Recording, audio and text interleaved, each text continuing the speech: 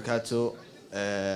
mahad guud iyo mahad gaar ahaaneed waxaan siinayaa Allah subhanahu wa ta'ala isku keenay madashan quruxda badan midda guudna waxaan siinayaa dhammaan intii ka soo shaqeysay xafladan quruxda badan iyo intii isku hoolasay inay imaato dhowr eray baan meeshan ku soo diyaariyay oo ka hadlaysa qulubtayda run ahaantii laguma kalifi karo laguma tilmaami karo maasa dhameystiran laakiin waa shucuur aniga agteeda ka imaatay waxay leedahay sida tan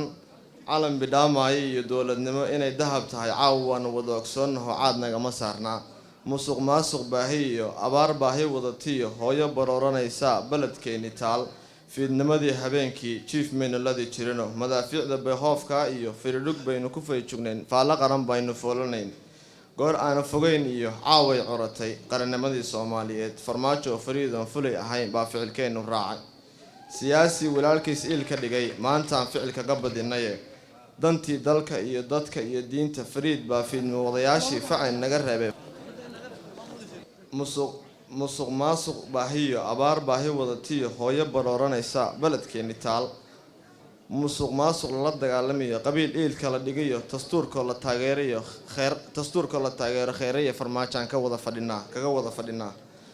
bulsho weynta Soomaaliyeed saddex farin cawsheeda ka mulkada farmaajo waa geesi aan baqino facil naga sarmarin kara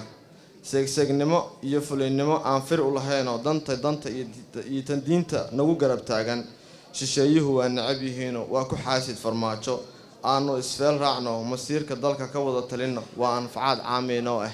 Assalaamu calaykum waraxmatullaahi wabarakaatuh.